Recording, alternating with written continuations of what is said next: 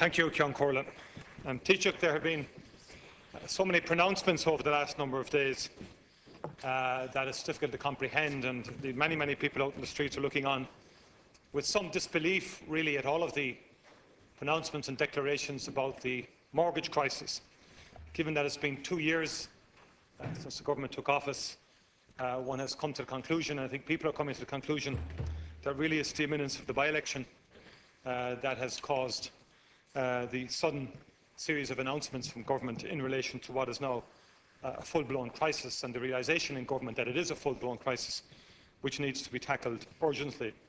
Now, you, Taoiseach, and the Taoiseach have committed to bringing in legislation to facilitate repossessions of family homes. I mean, you made that statement categorically last week. Now, the Secretary-General of the Department of Finance, John Moran, I think added to that, and he said very clearly to the Dáil Committee that you could not expect the taxpayer to subsidise them, meaning the people in arrears, to subsidise them to remain in a house that is beyond their means, given an unnaturally low level of repossessions. The Labour Party were furious with this remark and immediately set out to try and rubbish the Secretary-General and to hang him out to dry. Indeed, the leading member of the Labour Party, Mr Jack O'Connor, said the Secretary-General's comments were reprehensible and barbaric, if you don't mind. Now, Minister Michael Noonan said, on the other hand, that the Secretary-General, he's the accounting officer, and he has to be honest when he's asking questions, or answering, or when he's asked questions. Now, I don't know whether he meant that the Labour ministers and top people didn't actually have to tell the truth all the time when they're answering questions in relation to that. But I think Minister Brian Hayes really, I think he put the tin hat on it when he said, you know, we cannot have necessary recovery, he said, without the stick, he said, the stick of dealing with people who are in houses they can no longer afford. Now, Taoiseach, I'm going to put to you that the government is facilitating the banks all the way here. €1 billion was given back last week to the banks. Under the Personal Insolvency Bill, the banks retain a veto over all restructuring deals with clients and with customers. Now, I've met in Ashbourne last week a young couple who were working and just one second, please, who wanted to engage with the bank, and all the bank did was raise the bar, preventing any discussion. Similarly, with another young woman looking after her mother who's also in arrears but who wants to deal, the bar was raised again. Taoiseach, the banks are not engaging with people. They're intimidating young couples. In one case, a young couple was told, look, when your interest only ends, you'd better be thinking about selling on your house. That's what's going on the ground in reality, Taoiseach. And I would put it to the government. I want to ask you, Taoiseach, does Mr Morden enjoy the full confidence of the entire government? And will you please explain to the House why you are insisting that the banks retain a veto over all restructuring deals with its clients? Because I would argue strongly it needs independent oversight. Taoiseach. I don't think it's appropriate for the Minister, for anybody in here, to publicly castigate a public servant. If you look at the repeat of the committee where the Secretary-General attended, he was actually commended for his forthrightness and for the detail into which he went, dealing with the matters that were raised before him.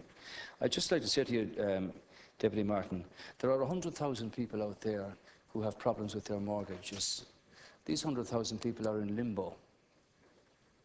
The impact and the effect of what the government want to do here is to bring about clarity for those people in respect of their houses, their position, and how they can plan for the future.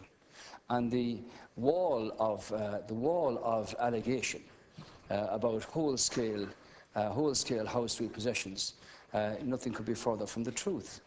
The position here is that government over the last 2 years have worked very hard in restructuring the banks, in recapitalising the banks, in making arrangements through the Ryan report for different strategies that can be adopted by banks in bringing in a resolution to the mortgage difficulties for each individual person.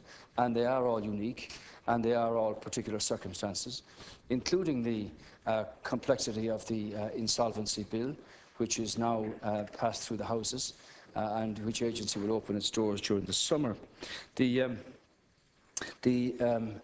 impact of what you're suggesting is that the bank guarantee should be continued And I'm not sure now whether you want to expand the disastrous situation that you had previously by extending that all over Europe.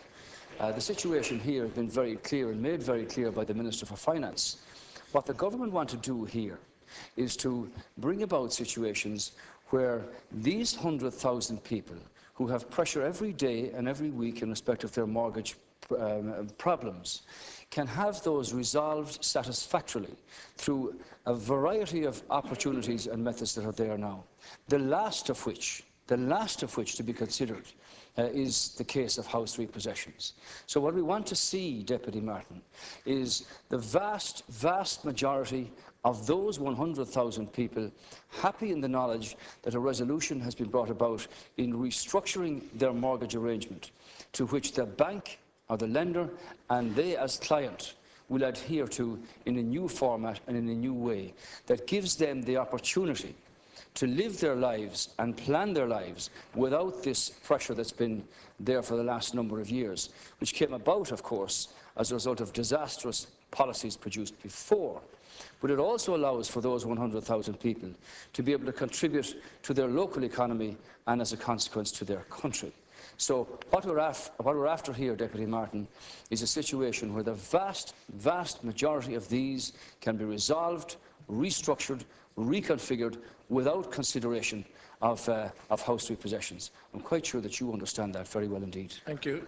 Taoiseach, you didn't answer the question I asked, which is why is the government insisting on the banks retaining a veto over all restructuring deals with people and with customers? Why are you insisting on the banks having the veto?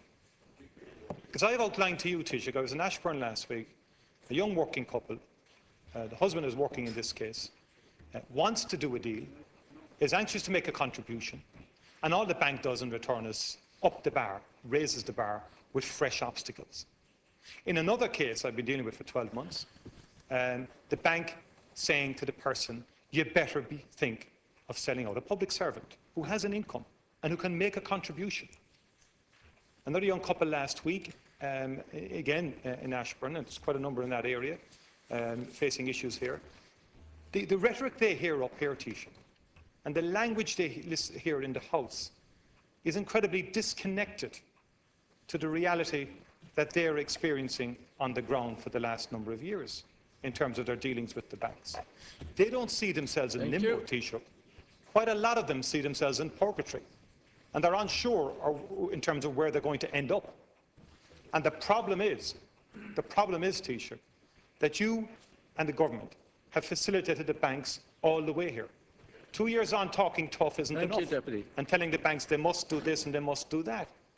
We did put forward a debt settlement office bill where we put forward the idea of an independent debt settlement office which would arbitrate in relation to matters of household debt between the banks and the customer. I think the banks have been given a fair opportunity here. Thank you.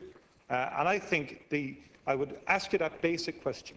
Why that insistence on the banks having a veto? And why the insistence that the banks are facilitated all the way in relation to this situation? Well, see, you've actually identified the problem that's been here for a long time. It is interminable delays in dealing with people's cases. You yourself point out that you're dealing with a case for 12 months and there's no progress made.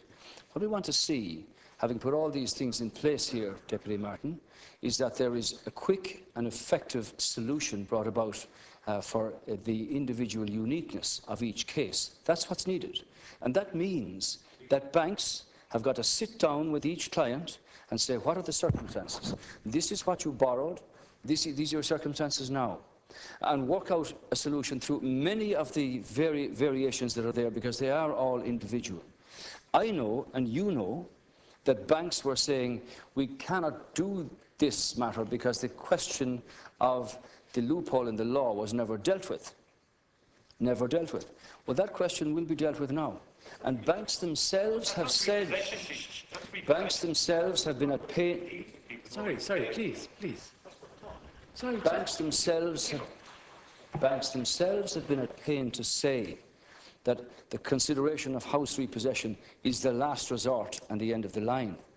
But I want to see a situation where the banks don't have an excuse to say they haven't got all of the paraphernalia to deal with this, and to deal with this swiftly and effectively and compassionately with each case. What's been wrong with you in past times is that you never listened. Now, what I want to do here, Deputy Martin, is work with these 100,000 people. I understand that the banks have now said that they've been training people for some considerable time because they lost the capacity to deal with this particular problem. And I now understand that they have trained personnel to work with clients individually to work out a solution and a resolution of what the particular circumstances might be for any mortgage. And the last consideration, the last, is the question of house repossession. So the Minister for Finance tomorrow will address this matter. And I do hope that timelines and targets and objectives will set out that from now on, having put all of this together, including the insolvency agency, that the situation will be that when banks do engage with client X or client Y or whatever else, that there will be a quick and speedy, compassionate resolution here that both parties will then adhere to in a restructured and reorganised fashion. That's what we want, Deputy Martin, that those 100,000 people can then contribute to the well-being of their locality and their economy, and we can offer them hope and confidence for the future.